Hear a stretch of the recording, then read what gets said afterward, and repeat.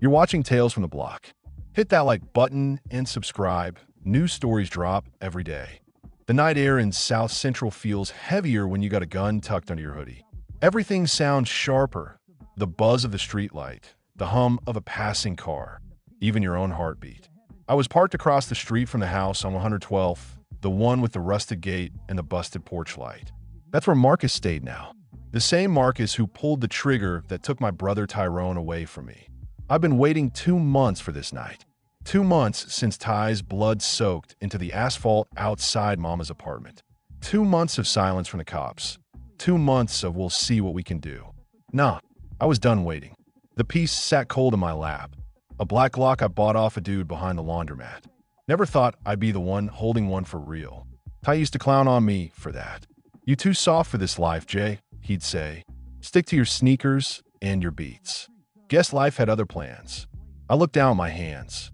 They were shaking, not from fear, but from something deeper. Anger, maybe. Guilt.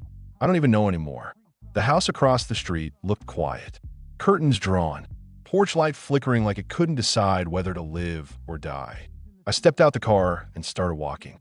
Every footstep felt like a drumbeat. My hoodie pulled tight. My breath fogged in the cold air. I told myself I was ready, but I wasn't. Not really. Flashback hits me like a punch to the chest. It was summer. Me and Ty sitting on the stoop, him rolling a blunt, me sketching shoes in my notebook. Then that car came creeping down the block. Windows tinted, music low. We didn't even think to move.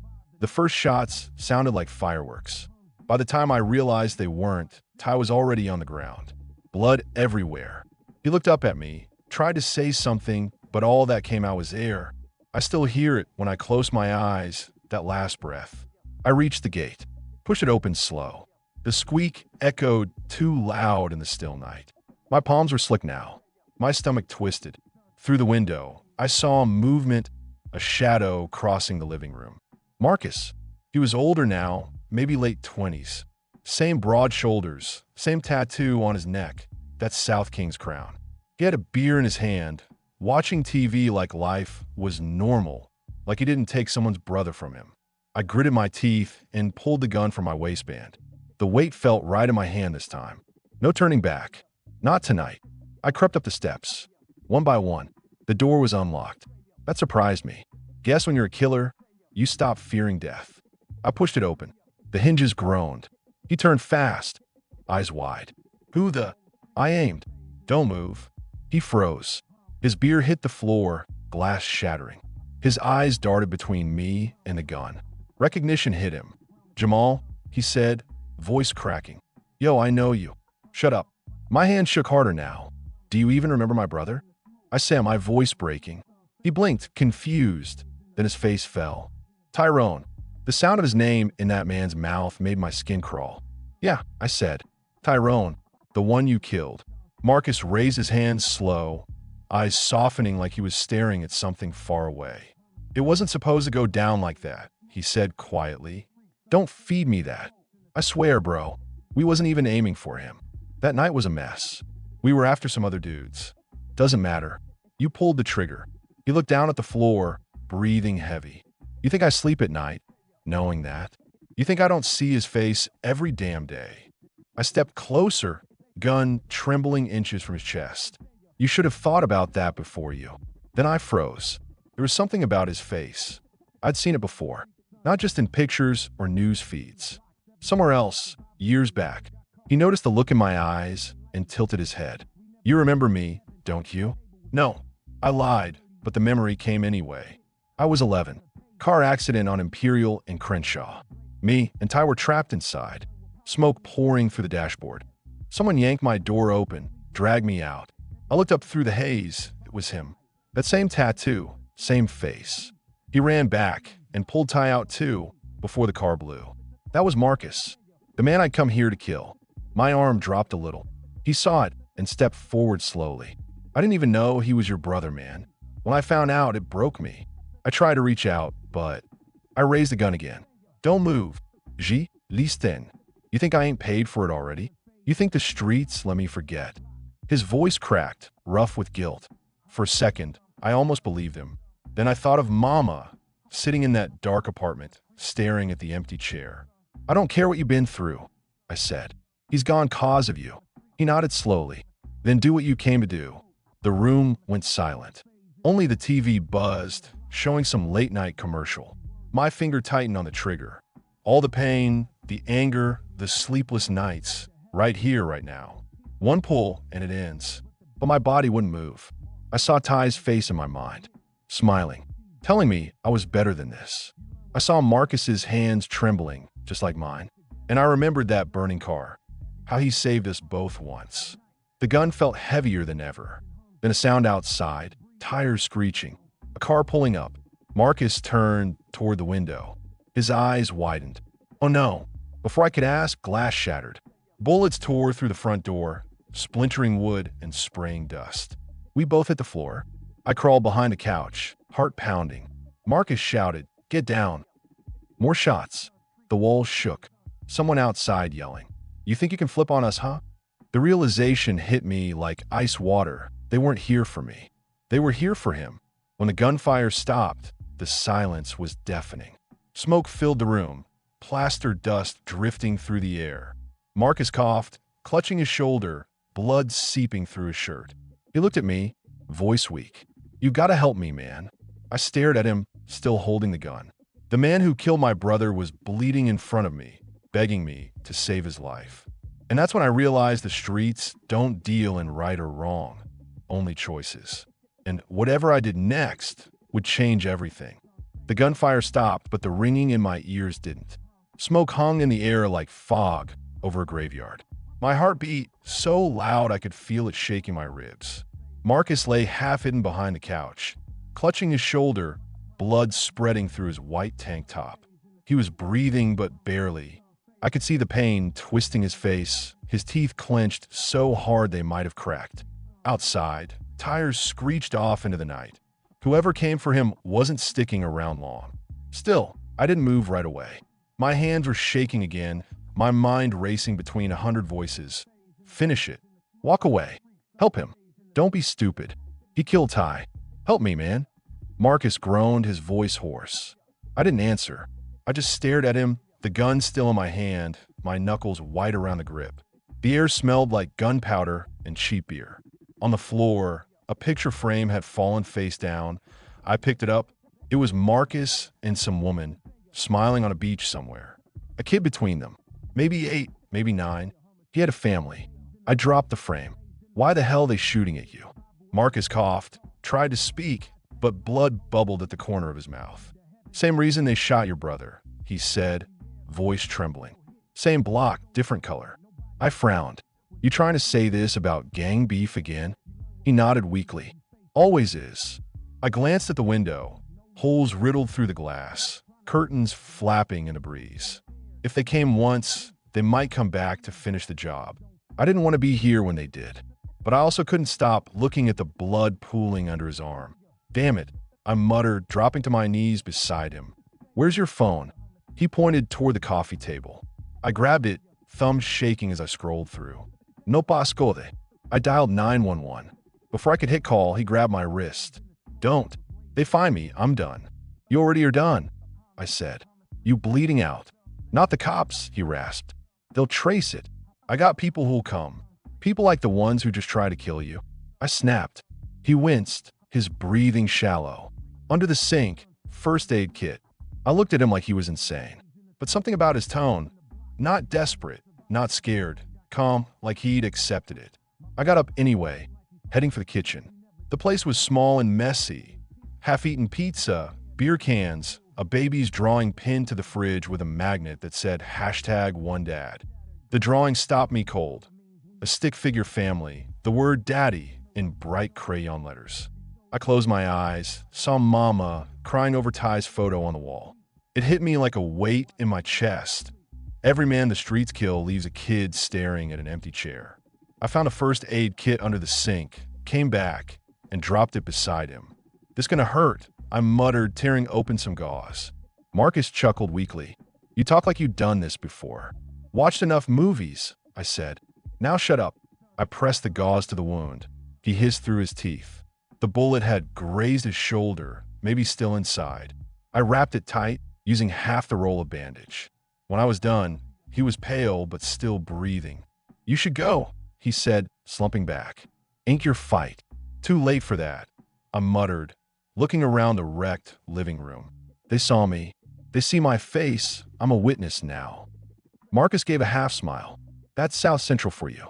You walk into one man's war, you never walk out clean." We sat there in silence for a minute. Only sound was the hum of a broken ceiling fan. My hand still held the gun, but now it felt heavier than ever. I kept on the table between us, just in case. Marcus spoke again, voice quieter now. "You think I wanted your brother dead?" I didn't answer. He continued. "Tyrone was solid. Never ran his mouth, never disrespected nobody. He wasn't even the target, man. That night, we got word some fools from 10th Street were coming through. We saw the car, thought it was them. I was the one holding the piece. I shot first. He swallowed hard. Then I saw his face. And it was too damn late. The words hit me harder than any bullet. Hearing it from him, raw like that, no excuses, no cover-up, made me sick. "You think that makes it better?" I snapped. "You still pulled the trigger." He nodded slowly. "You're right. And I've been paying for it ever since." I wanted to hate him. I wanted to tell him he was lying. But deep down, I felt something else, confusion, maybe. Rage mixed with pity, the kind that makes you feel weak. A car drove by outside, headlights slicing across the window. We both froze. The engine slowed. For a second, I thought they were coming back. But then it sped up again and disappeared down the street. I let out a shaky breath. "They'll be back," I said. "You need to get out of here." He looked up at me, eyes tired. "I can't. They watching every corner. These dudes, they from East Side Kings. Used to run with us. When I quit, they called it betrayal." "Quit?" I frowned. "You just walk away from that life?" He nodded. "I had to. Got a daughter now. She's staying with her mom in Inglewood. Don't even know I'm bleeding out in this dump." He gave a bitter laugh. "Guess I want to die clean, you know?" That line stuck with me. Die clean. Like there was a version of death that could ever make things right. I stood up, pacing the room. My mind raced through every option. Call for help, drag him to a hospital, leave him to die. But each one twisted my gut a different way. Then I heard sirens in the distance. Not close yet, but coming. Marcus looked up, panic flashing in his eyes. "Go," he said. "Don't let them see you here. You got no reason to go down with me." I didn't move. "You hear me?" he said louder. "Go." I finally spoke. "Where's your daughter?" He blinked. "What? Where's she at?" "Inglewood," he said slowly. "Why?" "'Cause if you die here, she deserves to know her daddy ain't just some monster on the news." He stared at me for a long second, then nodded once. "There's a photo in the bedroom. Top drawer." I went down the hallway, stepping over broken glass and bullet casings. The walls were filled with snapshots, old crew pictures, parties, street corners, memories of a life lived too fast. I reached the bedroom. The drawer was half open. Inside was a small photo. Marcus holding his daughter at a fair, cotton candy in her hand, both smiling like the world was still good. For a moment, I envied that photo. It looked like peace. When I came back, Marcus was sitting up, pale but alert. I handed him the picture. "You really think you can get out of this?" I asked. He looked at it, thumb brushing the edge. "I've been trying for years. The streets don't let go easy." Then something unexpected happened. Blue and red lights flashed through the window. "Cops," I whispered. Marcus's eyes widened. "You gotta go. Now." I grabbed my hoodie and moved toward the back door. But before I left, I turned to him. "You owe me the truth. Why'd you save me that day? The car crash." He hesitated. "You were just a kid, man. And Ty," he was solid. "I couldn't let y'all burn." That's all he said. No big speech, no fake emotion. Just truth. And somehow that made it hit harder. I nodded once and slipped out the back, keeping low as the squad cars pulled up out front. I heard voices, doors slamming, radios crackling. I ducked through the alley, my shoes crunching on gravel. My heart wouldn't slow down. The night air was cold against the sweat on my neck. I kept hearing Marcus's voice echo in my head. The streets don't let go easy. When I got home, the sun was starting to rise, that gray light that makes everything look tired. Mama was asleep on the couch, TV still on. A picture of Ty rested on the table, A candle burned low beside it. I stood there staring at his face, that same easy smile, that same calm look that used to drive me crazy when I was mad at the world. "You'd know what to do," I whispered. I sat down across from him. The gun was still heavy in my hoodie pocket.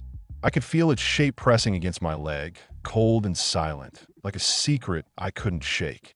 For the first time since Ty died, I didn't feel anger. Just empty. A knock on the door jolted me awake hours later. Mama was gone, probably at church. I rubbed my eyes, looked through the peephole. It was a kid, maybe 17, wearing a blue hoodie, tattoos peeking from his sleeves. He looked nervous. "Yo," he said when I opened. "You Jamal?" I frowned. "Who asking?" "Marcus sent me." My stomach dropped. "He alive?" "Yeah, but barely. Said to tell you thanks. And to stay low." I crossed my arms. "Who are you?" "Name's D." He glanced around the hallway. "Look, man, you in it now whether you like it or not. Word on the block is Eastside Kings think you rolled with Marcus last night. They looking for you." My chest tightened. "You serious?" He nodded. "Dead serious. You gotta disappear for a minute." I cursed under my breath. "Man, I ain't part of no war." "Don't matter," D said. "You helped him. That's enough." I looked past him at the sunlight spilling over the cracked street outside. It felt unreal, like the world kept spinning while mine was collapsing. "Tell Marcus," I paused. "Tell him I ain't finished yet." He gave me a confused look. "What that mean?" "Just tell him." He nodded and left. The next few days were a blur. I barely went outside. Every time I heard a car slow down, I froze. Every shadow felt like someone watching. Mama kept asking what was wrong, but I couldn't tell her. What would I even say? "Hey, Ma, remember the dude who killed Ty?" "Yeah." I patch him up, and now his enemies want to kill me too. The irony would have been funny if it didn't scare me so bad. By the fourth night, I couldn't take it anymore. I needed answers. I grabbed the Glock, stuffed in my hoodie, and went looking for D. He was at a corner store near Florence Avenue, leaning against the wall, smoking a black and mild. He saw me coming and straightened up. "Yo, I told you to stay low," he said. "I can't," I replied. "Where's Marcus?" "This he gid. Hospital off Crenshaw, but he don't want visitors." I ain't asking for permission. He shook his head, then tossed the cigarette. "You crazy, bro?" "Probably," I said, walking off. The hospital smelled like bleach and stale coffee. I kept my hood up, moving fast down the hall. When I reached Marcus's room, a cop was posted outside. My pulse spiked. I ducked into a janitor's closet until he stepped away to grab coffee. I slipped in quiet. Marcus was lying there, eyes half open, hooked to tubes. His shoulder was bandaged tight. He looked at me, weak smile spreading across his face. "Knew you'd come. You look like hell," I said. He chuckled faintly. "You should see the other guys." I pulled a chair closer. "They're coming for me now, too. You got me in this." "I didn't ask you to save me," he said. "Didn't ask to get shot at either." Silence fell. Only the beep of the monitor filled the room. After a while, he said, "They after me because I was supposed to hand something over. Money. Drugs. Something big." I walked away before the deal went down. "They think I still got it." I frowned. "You do?" He shook his head. "Nah, but they don't believe me. And now they think you might know where it is." I leaned back, rubbing my face. "So what? I'm supposed to just sit around waiting to die?" He looked at me, eyes serious. "Or you can help me end it." That got my attention. "And how?" "There's a stash spot off Alameda," he said quietly. "Old warehouse. That's where they're keeping their cash and gear. If it goes up in smoke, they lose their grip." I stared at him. "You out of your damn mind? You want me to hit a gang warehouse?" "You wanted revenge, didn't you?" he said, voice barely above a whisper. "Here's your shot. Not on me.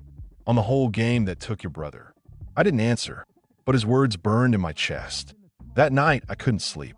His plan replayed in my head over and over. I thought about Ty, how he always said the streets were a cycle, how one day I'd have to choose whether to break it or keep it going. And now I was staring straight at that choice. By dawn, I made up my mind.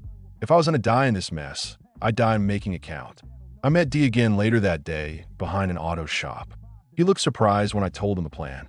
"You serious?" he said. "You trying to hit them?" "Bro, that's suicide." "Then so be it." He shook his head. "You and Marcus both crazy." "Maybe, but I'm done running. He exhaled, looked around, then reached into his jacket and handed me the burner phone. They move goods every night around 9. You want to make noise? That's your window. I nodded, pocketing the phone. You in or not? He hesitated, then smirked. Hell, I ain't dying for free. But yeah, I'm in. By nightfall, the air felt electric, that tense quiet before something bad happens. I stood outside the warehouse on Alameda, shadows stretching long under the streetlights. D was beside me, hood up, hands shaking a little. Last chance to back out, he whispered. I shook my head. We in it. The place was guarded by 2 dudes, both armed, both mean-looking. We crept along the sidewall, keeping low. The smell of gasoline and sweat filled the air. Inside, I could hear muffled voices, laughter, music. I glanced at D. You got the Molotovs? He nodded, lifting a small duffel. 2 of them. Homemade. Good. We moved to the back entrance, hearts pounding. I could feel the pulse in my fingertips.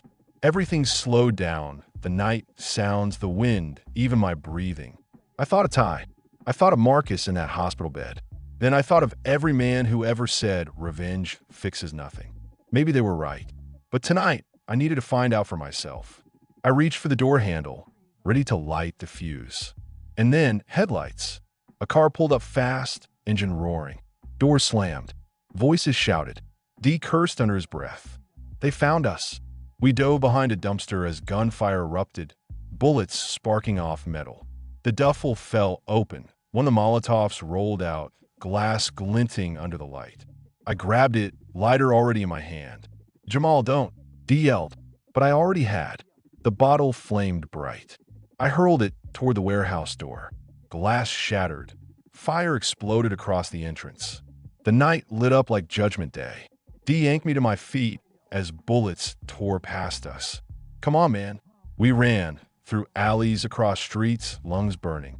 Behind us, flames roared, alarms blared, someone screaming orders. By the time we made it to an abandoned lot, we collapsed against a fence, gasping for air. D looked at me, eyes wide. You insane, bro. You just started a war.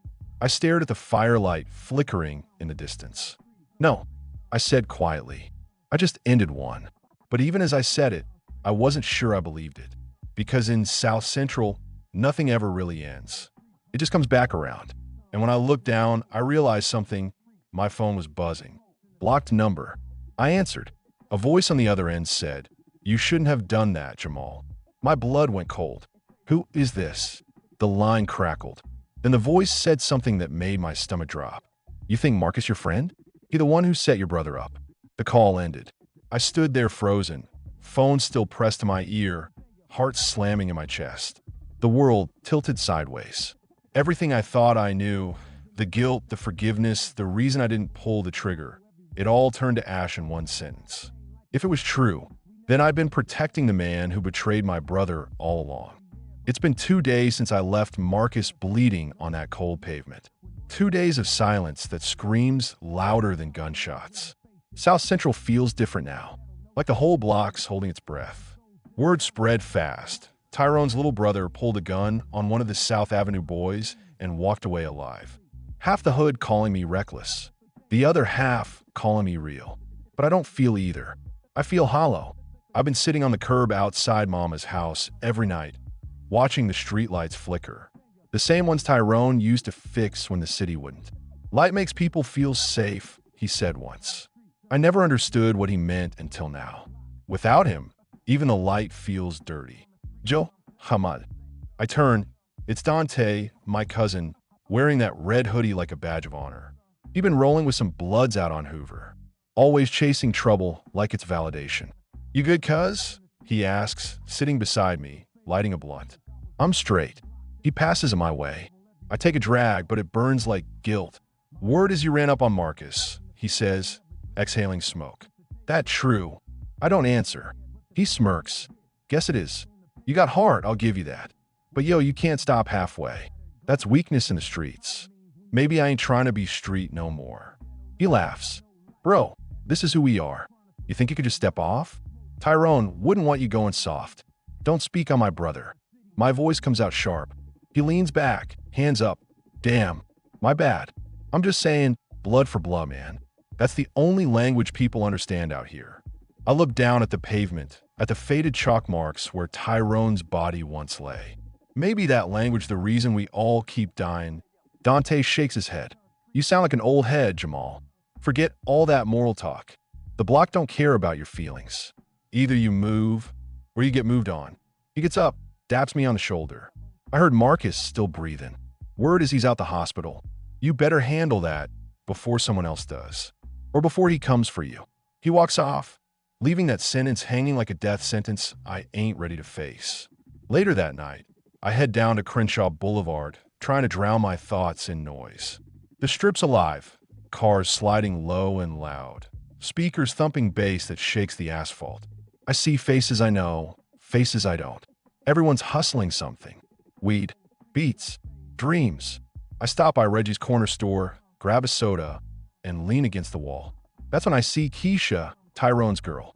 She spots me, freezes, then walks over slow. Jamal. Hey. She looks me over. Tired eyes, messy hair pulled into a bun, hoodie zipped up against the chill. She's been hurting too, I can tell. I heard what you did, she says quietly. You found him, didn't you? The one who shot Ty. Yeah. And I let him live. She looks away, jaw tightening. Why? I don't know how to answer that. Every reason I could say sounds weak. Because he saved me once? Because I saw something human in his eyes? Because killing him wouldn't bring Tyrone back? I just couldn't. I say finally. Her eyes harden. Then you ain't the man your brother thought you were. That one cuts deep. I flinch, but I don't fight it. She turns and walks off before I can speak again. Watching her go feels like losing Tyrone twice. That night, I can't sleep. I keep seeing Marcus's face, pale under the streetlight, his hand pressing his wound. I keep hearing his voice. I ain't the same person I was. So I get up, grab my jacket, walk out into the cold. The streets are quiet, except for a dog barking somewhere down the block. I move past boarded-up houses, graffiti-stained walls, the ghosts of everyone who didn't make it out. I end up near the alley behind Jefferson Park, where the sound of distant sirens never fades.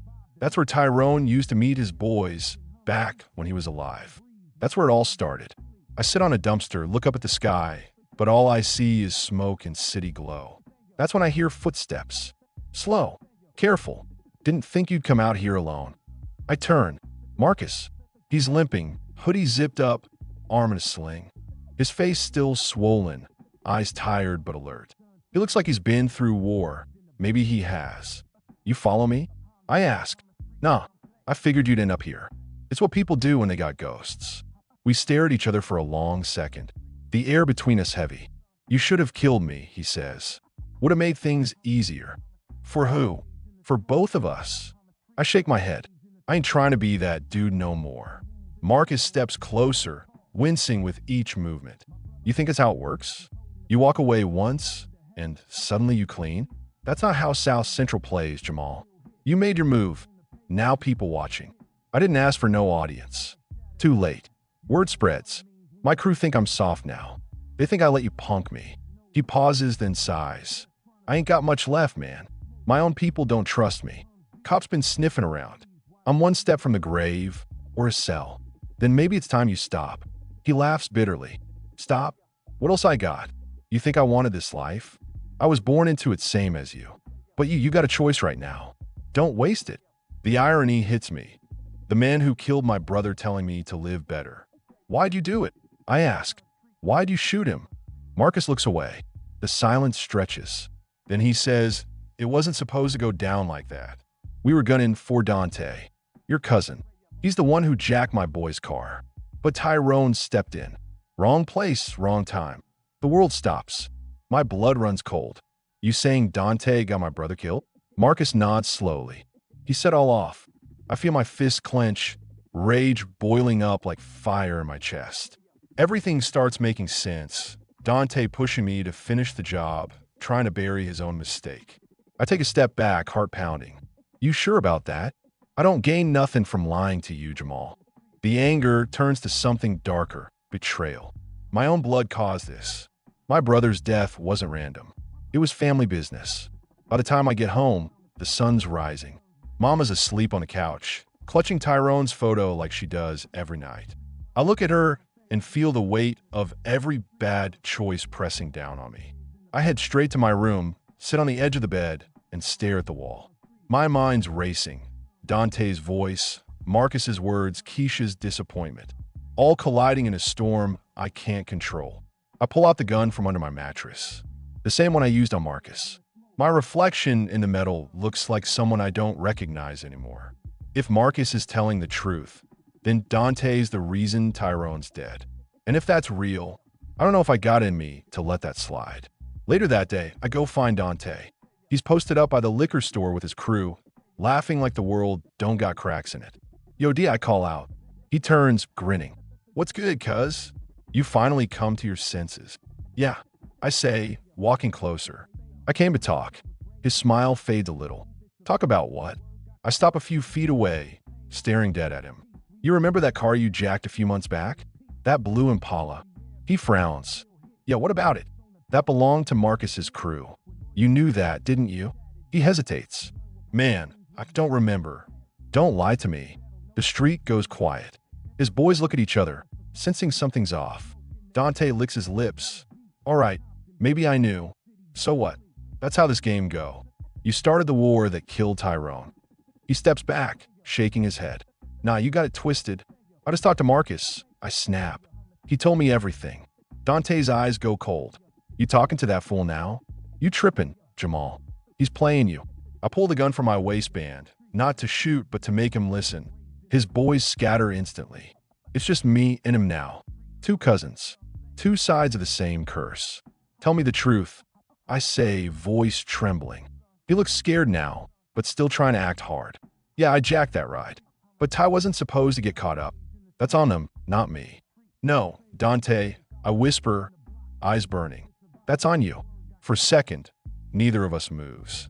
Then I lower the gun, shaking. You broke our family, bro. You broke me. He opens his mouth to speak. But I turn and walk away. I hear him calling after me, but I don't stop. Back home, I sit on the porch till the streetlights come on again. I feel like I'm stuck between two worlds. Vengeance and forgiveness, life and death. Marcus's words echo in my head. You got a choice right now. Don't waste it. But every time I close my eyes, I see Tyrone lying there, blood pooling under him. I hear Mama screaming. I hear the shots, and I can't tell if forgiveness is strength or surrender. The block hums around me, cars rolling, laughter in the distance, somebody's baby crying through a cracked window. The same symphony of pain and survival. And I realize something. If I don't break this cycle, it's just going to swallow me too. But just as that thought settles in, a car slows down across the street. Dark windows. No plates. I tense up. The window rolls down, and a gun flashes in the glow of the streetlight. 3 pops. I hit the ground, heart slamming against my ribs. Glass shatters. Tires screech. The car speeds off into the night. When I look up, the bullet holes are in the wall inches from my head. The bullet missed. Again, I sit there breathing hard, realizing something deep in my bones. The street's been trying to kill me for a long time, but maybe God's still giving me one last chance to do something right. They say when you get that close to death, something inside you changes. But for me, it wasn't fear that came after those bullets missed, it was clarity. The street was quiet again, like nothing happened. The smell of gunpowder hung in the air. My ears were ringing, my hands shaking. But my mind was still. I sat there against the wall, staring at the holes. One in the mailbox, one in the wooden railing, one just above my head. 3 inches. That's all that separated me from being another mural on the block. The bullet didn't hit me. Just like Marcus said, maybe I still got a choice. I didn't sleep that night. Couldn't. I just sat in the dark, loading and unloading the gun, over and over, listening to the click of the chamber like a heartbeat. Mama came out of her room sometime past 3. Her eyes half closed, her voice soft. Jamal, baby, why you still up? I looked at her, at the lines on her face, at the strength it took to keep breathing after losing one son and almost losing another. Just thinking, I said. About what? About Tyrone. About all of it. She sighed, sat down beside me. You think you can fix it, huh? I don't know, but I can't let it end like this. She reached for my hand. Listen to me, Jamal. Your brother was my heart, but revenge won't bring him back. It'll just take you from me too. I felt tears burning behind my eyes, but I swallowed them down. I can't forgive them all. She squeezed my hand tighter. Then don't forgive him, but don't become them either. The next morning, I hit the block early. Word had already spread about the drive-by. People nodding at me like I was some ghost who made it through fire. I wasn't proud. I wasn't scared. I just felt numb. Then I saw Marcus across the street. Same hoodie, same limp. He was posted up by an old payphone, scanning the corners like he expected someone to pop off any second. I walked up slow. He looked at me, nodded. Heard about last night. Guess they missed. Yeah, guess they did. He glanced around, then motioned for me to follow. We ducked into an alley behind a liquor store, the same spot where Tyrone used to run dice games. Whoever did that, Marcus said, wasn't my people. I checked. They don't want no more heat right now. Cops been heavy around our side. So who was it? He hesitated. Could be Dante. Could be somebody trying to stir things up again. You got enemies now, Jamal. From both sides. I looked him dead in the eye. You told me Dante started this. He nodded. I stand by that. I clenched my fists. Then I'm ending it. He sighed. I knew you'd say that. This ain't about revenge anymore, I said. It's about peace. Marcus chuckled bitterly. Ain't no peace on these streets, bro. There's just quiet between wars. Then maybe it's time somebody made the quiet last. He studied me for a moment, really studied me, then said, if you're gonna do this, you need to be smart. Dante got people. He thinks he untouchable cause he family. But once you move, there's no going back. I already went too far to go back. That night, I rolled through the block alone. The city felt like it was watching me. Every shadow, every whisper. I parked a few streets over from Dante's spot, killed the lights, and waited. Rain started falling, soft at first, then steady. The kind that makes the street lights glow like they're underwater. I pulled my hoodie up, stepped out, and walked. Dante's crew was inside the old auto shop they used as a hangout. I could hear music bumping inside, trap beats, and loud laughter. I slid in through the side door. The place smelled like oil, weed, and fear. Dante was sitting on a couch, rolling a blunt, talking to two dudes I didn't recognize. When he saw me, he froze. Yo, Jamal, he said, forcing a grin. You just gonna walk in like that? Yeah, I said quietly. We need to talk. He motioned for his guys to leave. They hesitated, then stepped outside. Now it was just me and him. Family. Blood. He leaned back, pretending to be relaxed. You still mad about what Marcus said? Bro, that dude's poison. You can't trust him. I don't need to trust him, I said. I saw it in your eyes the other day. He didn't answer. Just stared at me. That grin fading into something colder. You gonna pull that piece again? He asked. Finish what you started. I pulled the gun, set it on the table between us. I didn't come here to kill you. Then why you here? To end this. He laughed, shaking his head. End it? You think you some kind of savior now? The block don't do peace, cuz. It only do power. I don't want power. Then you already lost. He stood, stepped closer. You think Ty would've wanted peace? He was ready for war, Jamal. He died in it. You think he'd forgive me if he was still here? I looked at him, really looked, and for the first time I saw what Tyrone always tried to protect me from. Dante wasn't fearless. He was broken, hiding behind chaos because it's the only thing he ever controlled. You got my brother killed, I said quietly. But you my blood. I can't shoot you. I can't forgive you either. So I'm walking away.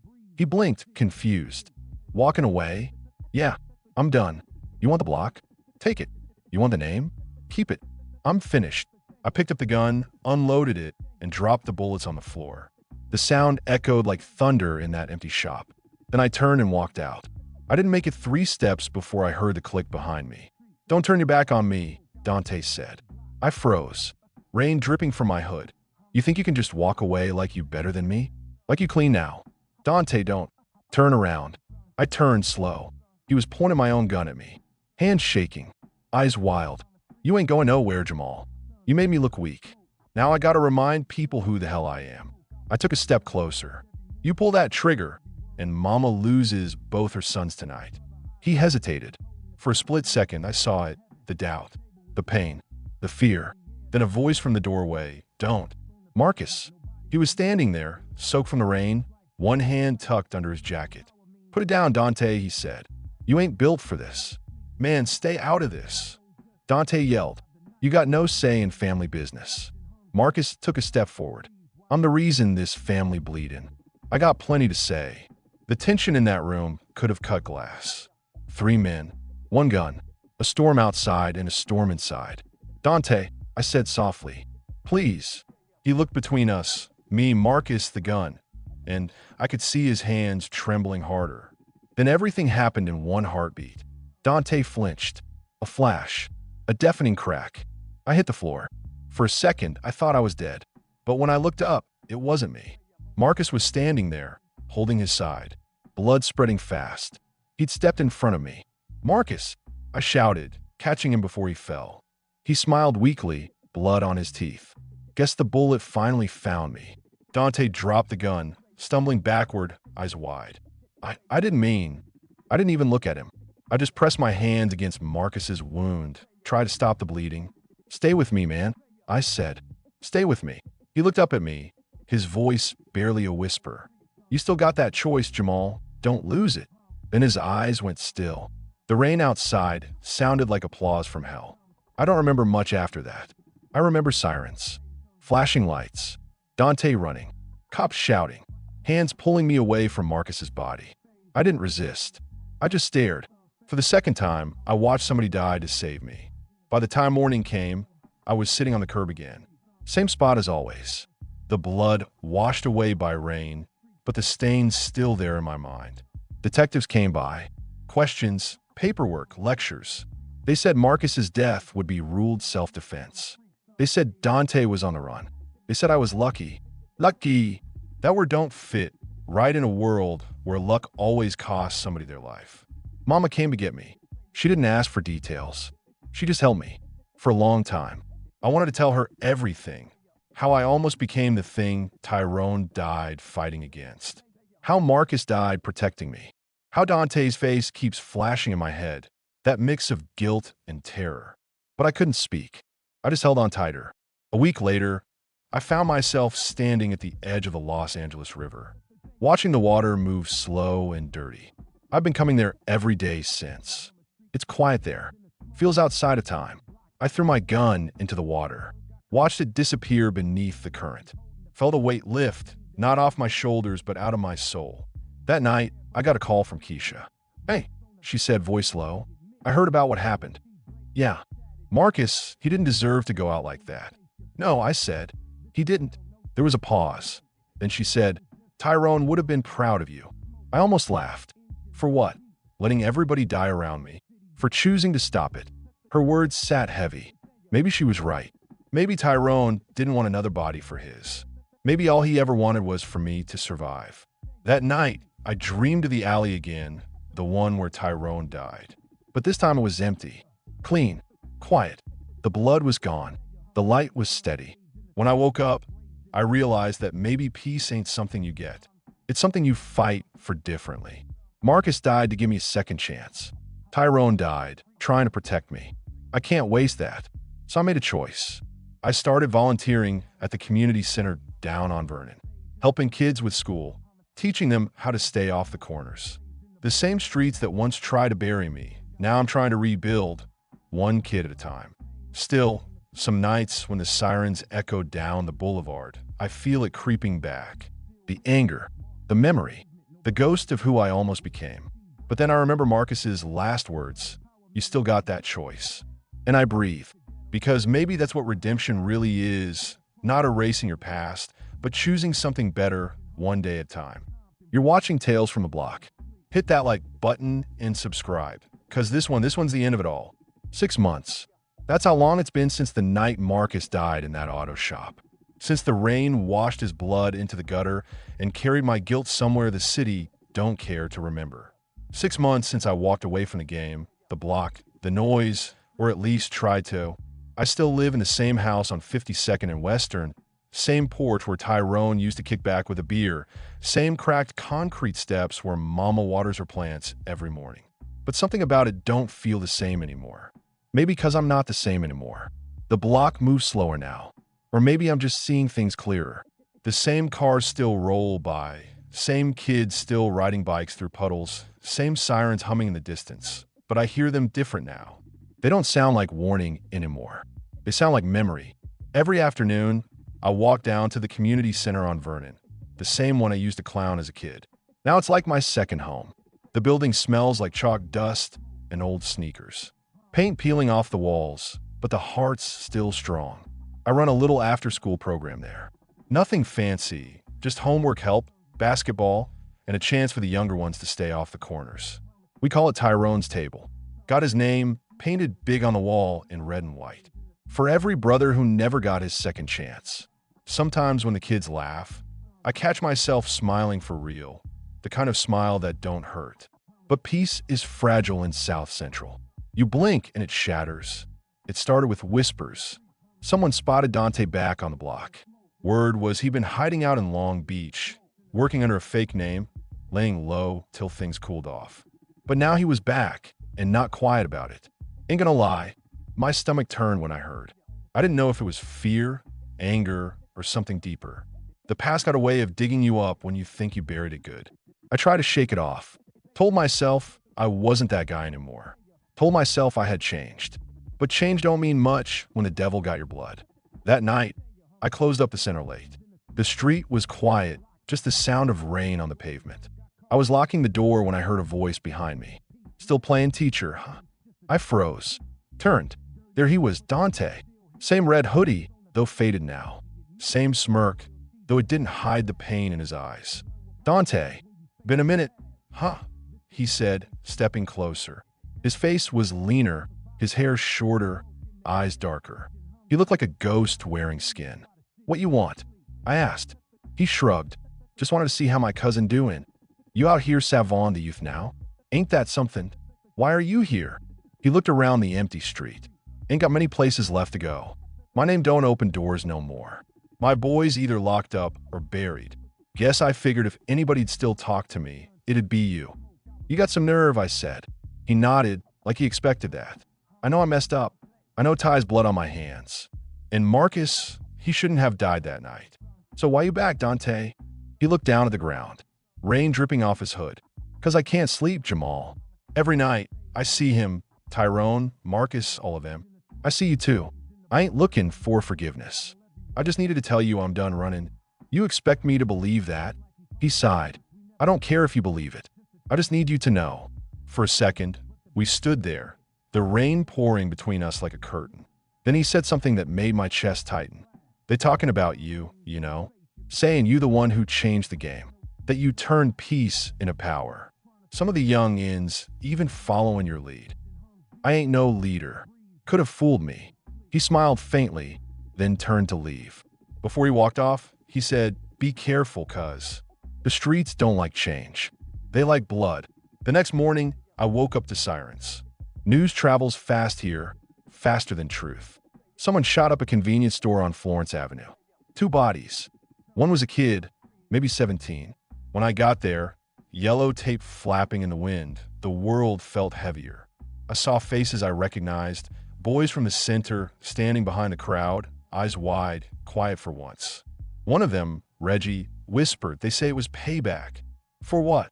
I asked. He shrugged. Nobody even knows no more. That's when I realized the war never ended. It just changed shape. Days turned into weeks. The blocks started heating up again. New crews, new colors, same hate. And somehow, Dante's name started popping up again. Not as a target, but as a rumor. Some said he was trying to broker peace. Others said he was playing both sides. I didn't want to believe either. But part of me knew he was still chasing redemption in his own twisted way. Then one night, I got the call. Unknown number. Voice shaking on the other end. Jamal, it's Dante. I need your help. I found him in an abandoned house off Avalon Boulevard, sitting in the dark, clutching his stomach. Blood everywhere. Jesus, Dante. I rushed to him, dropped to my knees. He looked up, eyes barely open. Didn't think you'd come. Who did this? Some fools from Westmont. They caught me slipping. I tried to talk him down, didn't work. He coughed, red spilling from his lips. Guess this how it ends, huh? Don't talk like that. You ain't gone yet. He grabbed my wrist, his grip surprisingly strong. Listen, they coming. Not for me. For you. They think you the one cleaning up the block. They think you soft, Jamal. But they wrong. My heart dropped. Who's coming? But his eyes were already glazing over. He smiled faintly. Tell Mom I'm sorry. Then his hand went limp. For a moment, the whole world went quiet. The rain, the sirens, the hum of the city, all of it faded out. I just sat there, holding him, feeling his warmth fade. The same cousin who destroyed everything, now dying trying to make it right. And in that moment, I realized the bullet that never hit me had finally found its way. Just not where I expected. I left the house and stepped into the street, soaked in blood and rain. The city lights shimmered through the downpour, blurring like tears. I could have run, could have disappeared, but something in me knew it was time to face whatever was coming. So I went home, sat on the porch again. Same spot, gun in hand, waiting. Hours passed. The rain stopped. The air went cold. Then headlights. A black SUV rolled up slow. Tinted windows. No plats. I stood. The door opened, and 3 men stepped out. Heavy coats, hoods up. One of them I recognized. Tone, one of Marcus's old boys. Jamal, he said. Heard you been playing Peacekeeper. I didn't answer. He grinned. See, that's the thing. Peace don't feed the block. Fear does. And you messin' with the food chain. So what? You here to kill me? He laughed. Kill you? Nah, mun. You already dead. You just don't know it yet. He reached for his waistband. But before he could pull, another set of headlights cut across the street. A patrol car. Sirens off, lights flashing once. The 3 men hesitated. Then, without a word, they got back in the SUV and drove off. I didn't move until the sound of their engine faded. Then I sat down again, heart pounding. The bullet missed me. Again. And that's when it hit me for real. Maybe all this time, survival wasn't luck. Maybe it was purpose. 2 days later, we buried Dante next to Tyrone. Small funeral. Just Mama, me, and a few of the old crew who still had the decency to show face. Mama didn't cry this time. Maybe she'd run out of tears. She just stood there, eyes on the casket, whispering a prayer I couldn't hear. When everyone left, I stayed behind. The sun was setting, that golden hour glow turning the whole cemetery red and orange. I looked at both headstones side by side, my brother and my cousin. One tried to protect, the other tried to destroy, both ending up in the same dirt. Y'all can rest now, I said quietly. I'll carry it from here. After that day, I made some changes. Real ones. Got funding for the center from a local business group. Hired more mentors. Started a late-night program. Free meals. Talked jobs. We called it Marcus's Path. At first, nobody came. Then 2 kids. Then 5. Then 20. Before long, the place was packed. Every Friday night, we'd sit in a circle and talk about life, fear, choices. I'd tell him stories. Not fairy tales. Real ones. About how every decision got a price. Sometimes I catch a kid looking at me like he saw a legend. I always told him, don't look up to me. Learn from me. One night, after the session ended, a young boy named Malik, no older than 15, stayed behind. He said, Mr. Jamal, can I ask something? Sure. He hesitated. You ever kill somebody? The question hit hard. I looked at him, small frame, nervous hands, eyes too old for his age. I thought about lying, but I didn't. I almost did, I said, and I've seen enough death to last 100 lives. He nodded slowly. You think I can make it out of here? You can, I said, but you gotta want peace more than pride. He smiled a little. That's hard. Yeah, I said, but it's worth it. That night, as I walked home, I passed the same wall where Tyrone's mural still stood. Someone had repainted it, brighter colors, new candles, fresh flowers. Underneath, someone had added words in red spray paint. Peace is the only power. I stopped, stared at it for a long time. Then I smiled. The streets still talk. They always will. Some say Jamal from 52nd went soft. Some say he turned preacher. Others say he became a legend. The man who stopped the war without firing a shot. But the truth? I'm just a survivor of bullets that never hit. And every night, when the city hums its same sad song, I look up at the flickering streetlight Tyrone once fixed and whisper, I'm still here, bro. Because maybe that's all any of us can really say.